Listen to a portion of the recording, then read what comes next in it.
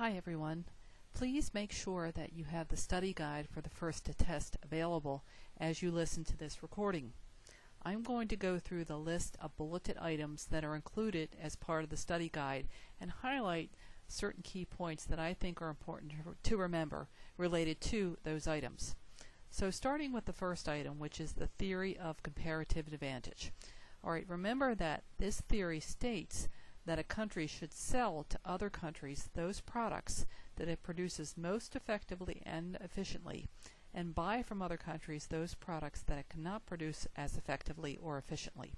So the idea here is for the country to produce what it can do best, to purchase from other countries what they can do best, and in turn improve the quality of life for the citizens in that country. Next item is what is included in GDP. Alright, with GDP, or gross domestic product, we're looking at the sum of final goods and services produced within a nation's borders. So an example here will help. Let's say we were trying to determine US GDP. So therefore, we would be looking at the sum of final goods and services produced by both US and foreign companies within the borders of the United States. So therefore, it's also useful to think about what would not be included as part of U.S. GDP. For instance, if you had U.S. firms that were operating in a foreign country and producing goods in that foreign country, that production would not be included as part of U.S. GDP. Alright, next item is, for a country to be in a recession, what has to happen to GDP? Alright, we say by definition that GDP would have to decline in 2 consecutive quarters for the country to be in a recession. Alright, the next item is, what do we mean by the term common law? Alright, we're talking about the set of decisions that have been handed down by judges over a period of time. So we're looking for court decisions that are rendered by judges, and that collective knowledge, if you will, that collective set of decisions that have been rendered by judges. We refer to that set as what we call common law. Alright, the next item is, what is a foreign corporation? Alright, so we're talking about a firm that's chartered in one state but is operating in a different state. So an example here would help. Alright, let's say that a firm was chartered in the state of Delaware. Alright, but that firm is doing business in the state of Maryland. Alright, in the state of Maryland, that firm would be considered to be a foreign corporation. Alright, next item is, what is a favorable balance of trade? So we're talking about a situation where the value of a country's exports exceeds the value of its imports. So again, where the value of its exports exceeds the value of its imports. That's considered to be a favorable balance of trade. Alright, next item is characteristics and advantages and disadvantages of sole proprietorships, partnerships, corporations, and limited liability companies. Chapter 5 of your textbook does an excellent job highlighting the key characteristics of these different forms of business ownership, as well as several advantages and disadvantages of these forms of business ownership. The best thing to do would be to go back and take some time to review these characteristics and advantages and disadvantages in preparation for the test. Alright, next item is differences between a general partner and a limited partner. Alright, with a general partner, alright, that individual has unlimited liability and would be active in managing the affairs of the partnership. Now contrast that with a limited partner, whose losses would be limited to the amount that they had actually invested into the partnership, and that individual would also have no managerial responsibility associated with the partnership. But it's also important to note that every partnership has to have at least one general partner. Alright, moving to the next item, advantages and disadvantages of franchises. Again, your author does a very nice job in Chapter 5 of the textbook highlighting several key advantages and disadvantages of franchises. So I would take some time to review that information. Alright, next item is, what is a multinational corporation? Alright, multinational corporations tend to be rather large in terms of their size and their scope, and they manufacture and market products in many countries. You may have multinational stock ownership as well as management with multinational corporations. Alright, next term is, what is product differentiation? All right, now it's important to recognize the root word of differentiation, which is different. So in other words, this is a situation where a firm is trying to make its products be unique or different from its competitors and thereby have more control over the price in which it sells its products. And it's also trying to gain some loyalty amongst its customers. In other words, if people like what the firm has to sell, very often they'll come back and buy again. In other words, they'll be repeat customers. All right, next item is, what is the purpose of SCORE? All right, SCORE stands for Service Corps of Retired Executives. So this is a group of people, who have a wealth of business experience, who are volunteers and who want to give back. In other words, they want to help new entrepreneurs to be able to start their businesses and hopefully be successful with their businesses. So this really is kind of a win-win type of situation where you're having people who, like I said, who are retired, who have all this business experience, who are willing to take the time to be able to help people who are new in starting their businesses. So it's just has worked out just an arrangement that has worked out very well over time. All right, next item has multiple parts to it. The first part says, if the price of a product rises or falls, how does this influence the quantity demanded and quantity supplied of a product? All right, let's think first of all if the price of a product rises. All right, from the standpoint of the person who's going to buy the product, all right, when the price goes up, generally speaking, the person wants to buy less. So therefore, the quantity demanded would fall when the price rises. Now, from the standpoint of a supplier, if the price rises, that would be perceived to be a good thing. All right, therefore, suppliers would tend to want to supply more, and the quantity supplied would increase because it's becoming more profitable to supply that product when the price of the product is going up. Now, if the price of a product is falling, all right, from the standpoint of the person buying the product, it's becoming more cost effective to do so. So generally speaking, the quantity demanded would increase when the price of the product falls. Now, if the price of the product falls from the standpoint of the supplier, all right, it's becoming less profitable to supply that product. So generally speaking, the quantity supplied is going to decrease when the price of the product falls.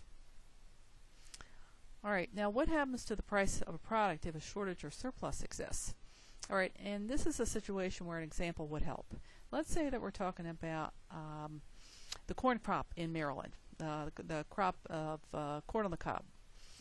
All right, if growing conditions are poor, let's say there's very little rain, it's dry, it's hot, all right, and let's say there's a shortage of corn.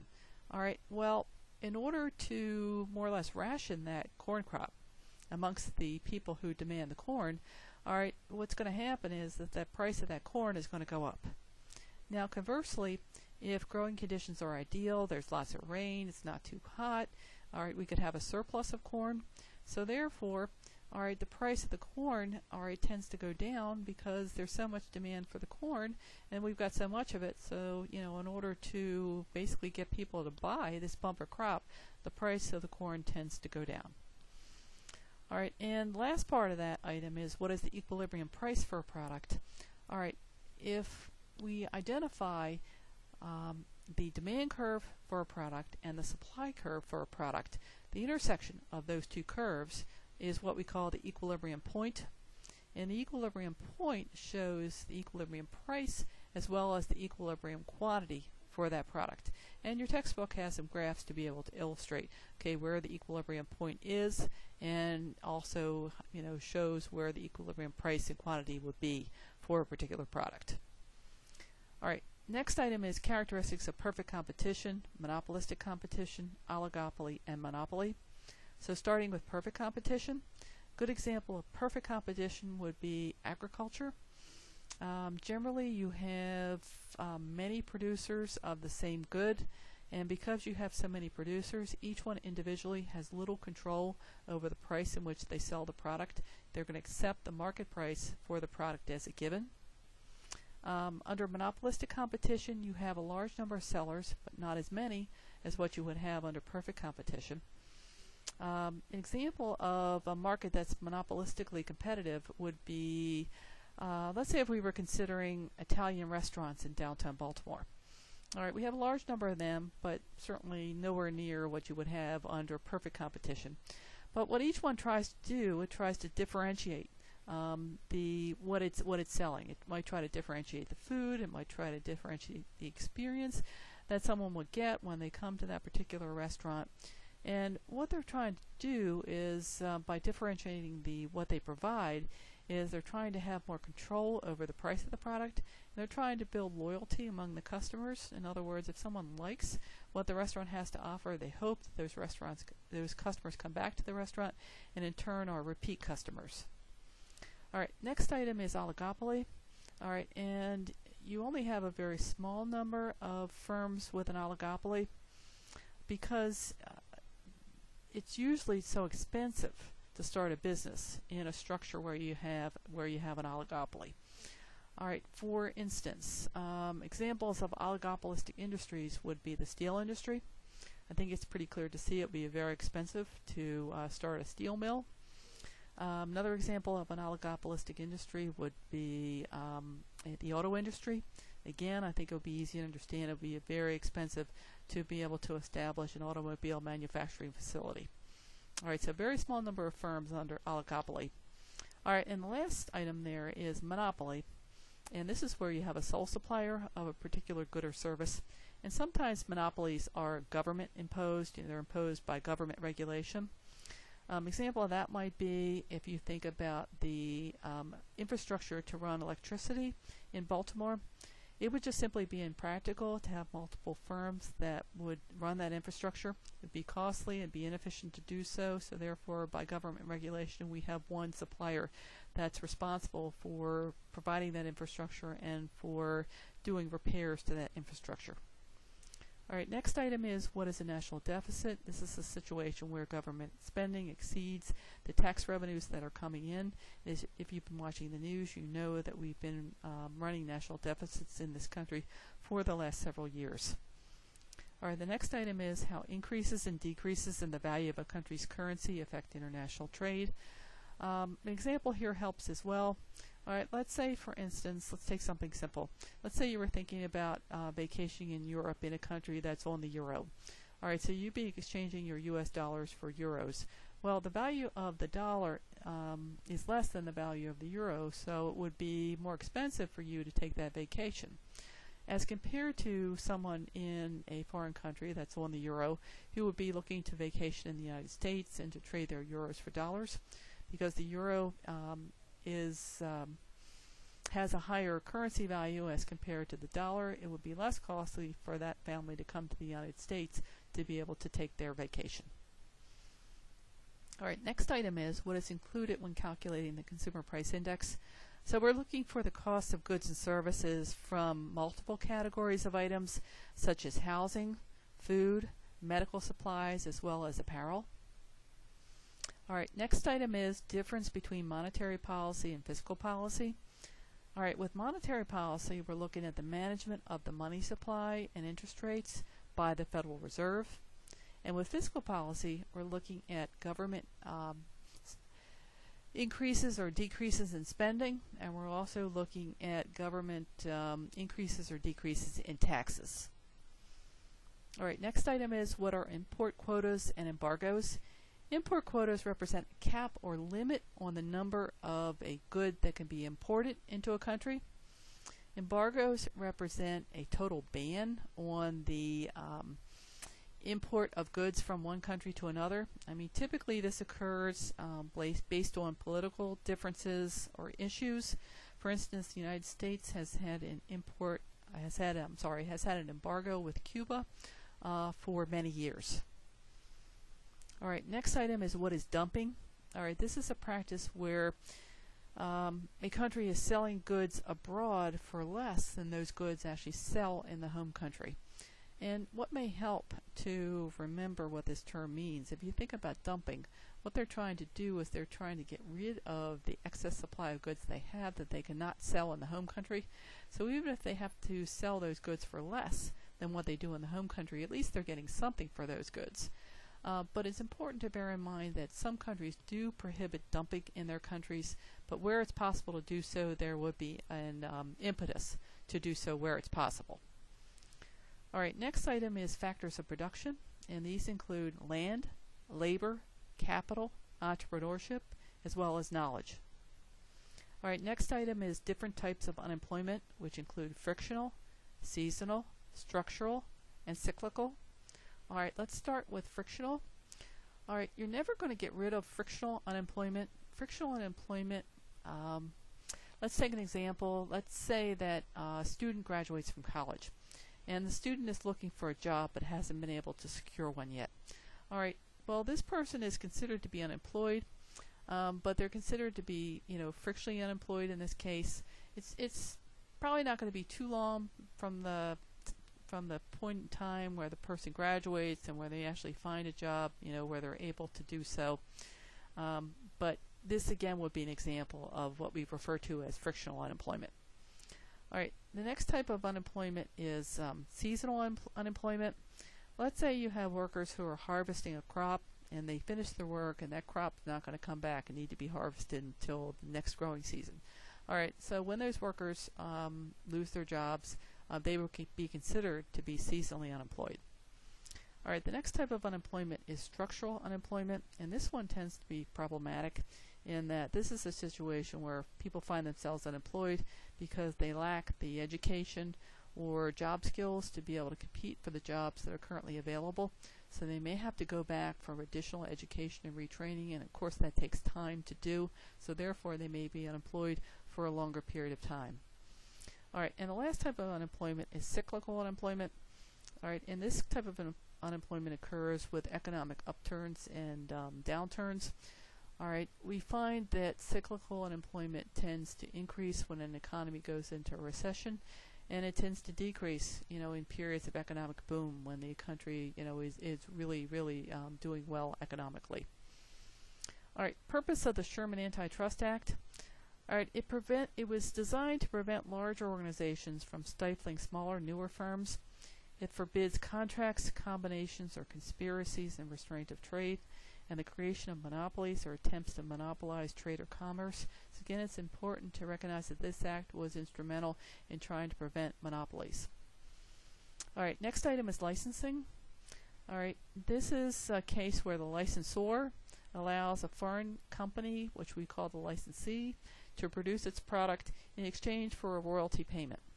And Coca-Cola is a good example of a company that's done a lot of this, that's been entered into licensing agreements with foreign companies. All right, next item is advantages and disadvantages of socialism. In countries that we consider to be socialist, they may have many socialist programs. And these are things like free college education, free daycare, things like that. But it's important to recognize while these programs may be desirable, they do come with a cost. Tax rates in socialist countries tend to be higher, and also we tend to see that unemployment rates in socialist countries tend to be higher as well. All right, next item is, why is the executive summary of a business plan important? Well, bankers read a lot of business plans all the time, and typically when they get one, what they'll do is they'll look at the executive summary first. And if the executive summary catches the attention of the banker, it's going to encourage them to read on, to actually be able to read the rest of the business plan. So it's important to really make the case for why this business could be successful and why a business, a banker should be willing to loan the business money. It's important to make that case right away as part of the executive summary. All right, next item is distinguish between line personnel and staff personnel.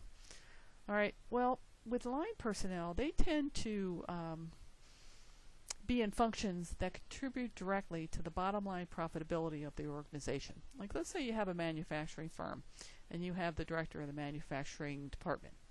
Well, that person is going to be in a line position because they're right involved, front and center in what that business is all about. All right, but someone in a line position might be someone who works in the HR department, and that person serves to help and support the person in the line roles. Like, for instance, if the manufacturing director needed to hire some additional manufacturing workers, that person might seek the assistance of the HR manager to help to recruit those new manufacturing workers in the firm. All right, 4 functions of management: planning, organizing, leading, and controlling. All right, An organization needs to plan for the future. It needs to organize its workers to be able to achieve its plans.